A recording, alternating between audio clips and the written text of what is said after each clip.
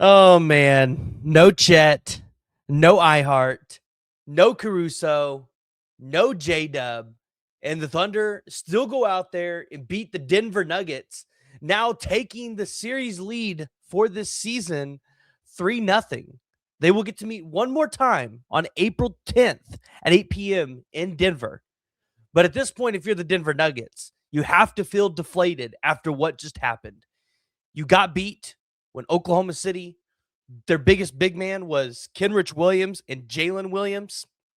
You got beat without their second best scorer and their third best scorer in J Dub and Chet. You got beat without the defensive monster that caused Jokic problems in the playoffs last year in Caruso. The bench for Oklahoma City, guys, I don't think we can talk about it enough here. This bench for Oklahoma City is absolutely incredible. There are going to be guys that when we get to the playoffs, they're going to force their way onto the court. Like, there is a very realistic chance we see Oklahoma City go 10 guys deep or more in the playoffs because they're just going to demand that time. And after tonight, after what I saw, and SGA extending his streak, tying Wilt Chamberlain at 126 games, not only did I think SGA maybe just solidified himself as the MVP once again, and I'm not saying that because I'm an Oklahoma City fan. I'll tell you guys about that here in a minute. But I think the Oklahoma City Thunder just continue to remind everybody that until somebody knocks them off this summer, they're going to be the favorites to win it all. So we're going to dive right into it. I want to hear from y'all. Jump in the comments and let me know what you guys think about the win tonight for the Oklahoma City Thunder. This massive win for the Thunder over the Denver Nuggets, 129-126, where if you were the Denver Nuggets, you only turned the ball over 8 times. 8 times. Like, that is the recipe for success. Turning the ball over less than 10 times against the Thunder. However, this is just an insane stat to me. You were only able to turn the Thunder over 3 times tonight. If you are the Denver Nuggets, with everybody outside of Peyton Watson healthy, you were only able to turn the ball over for the Thunder 3 times. This is the other funny stat. This one made me laugh too, guys. The Denver Nuggets out-rebounded the Thunder 56-37. 56-37. Did you know they shot better from 3? Only by 1%. The Thunder obviously shot more threes than the Nuggets did. They shot 10 more. They made 4 more. But the Denver Nuggets shot 41% from 3. The Oklahoma City Thunder only shot 40%. Like, I look up and down the box score, and there's no reason why the Oklahoma City Thunder, their largest lead should have been 12, that they should have led for 52% of the game, or that they even should have won this thing. Like, on paper, I think a lot of people expect the Oklahoma State Thunder to lose tonight because you're without your 2 big men in Chet and iHeart. You're without Caruso, so kind of throwing out what you did in the playoffs last year.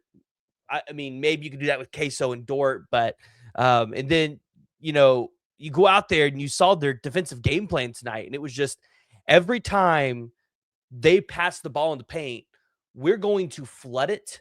We're going to clog up the lane, and we're going to make Jokic's life hell. And multiple times that I see Aaron Gordon and Jokic miss floaters that they would normally make. And so the Thunder did a really good job there defensively tonight, but also offensively, the Thunder, I think, had one of their better offensive performances that we've seen all season long. Obviously, Shea goes out there and gets himself 35 points tonight. But, if you go and you look down in the box score, Jalen Williams, again, stepping up like he did against Detroit, scoring 29 points, just 1 point shy of that career high, 2 points away from breaking his career high, but going 7 of 11 from 3, just absolutely incredible by Jalen Williams. Isaiah Joe knocking down 3 huge threes, including one at halftime that I felt like was just a tone setter because the Denver Nuggets were kind of mounting a comeback. And Isaiah Joe just sends it back in halftime. Instead of going into halftime up by 3, the Thunder are able to go in up by 6, right? And that just feels like, that just felt like the Thunder were going to have quite a bit of momentum going in there. Obviously, this was not the best Cason Wallace and Lou Dort game where combined they only had 3 blocks and 1 steal. It felt like, at times, the duo of both of them on the court together just maybe wasn't working. This wasn't that night. You only saw Case and Wallace actually play 17 minutes tonight. This just wasn't his night tonight. And Lou Dort, obviously being the streaky shooter he is, when he's hitting the threes, obviously they felt great. When he's missing those 9 shots, it's obviously really hard. But, I feel like you got some really good hustle minutes from Kenrich Williams. And then the guy that we just continue to talk about here on the show that I feel like is going to play a major factor for the Oklahoma City Thunder in the playoffs is Jared McCain, who had 13 points, went 3 of 5 from 3 tonight. This is going to be what wins Oklahoma City a championship, is when J-Dub comes back and you're getting the production from AJ and J-Dub and Shea and Chet, like, what do these 10 to 13 points look like from Jared McCain? And quite frankly, Isaiah Joe, right? Can the both of those guys come off the bench and get you 5 or more 3-pointers total? And if they can, Oklahoma City is going to be a really hard team to stop night in and night out. Jared became absolutely phenomenal.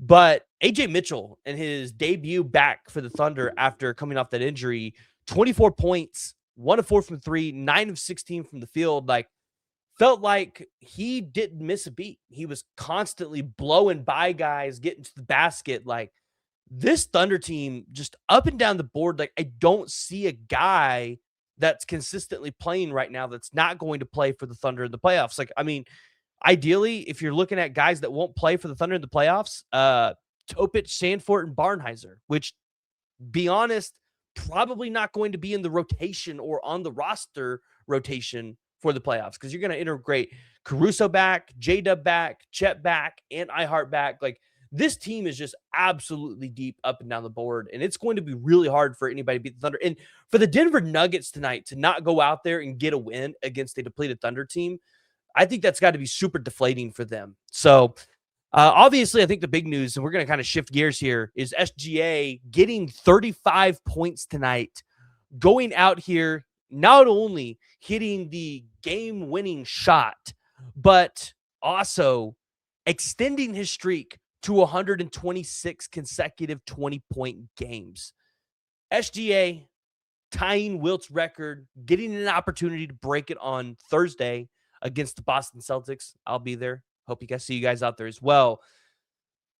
I don't think I have anything else to say about this. Like, this is just such an incredible streak to see all of this come together. 20 points doesn't really seem like a lot in the grand scheme of things, but to do it 126 nights in a row, like, let's think about guys that are currently in the NBA that you would think would have done it close to this. Luka, not there.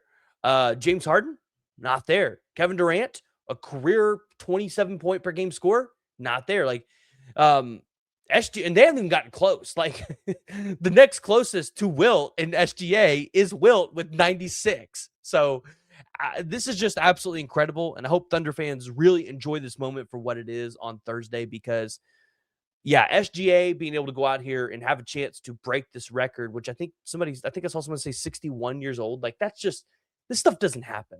And this might be another 61 years before we see this record get ever touched again. So, most consecutive 20-point games, tying Wilt Chamberlain there. And then obviously tonight, like, SGA just making another MVP performance, going out there, reminding everybody why he won the MVP last year.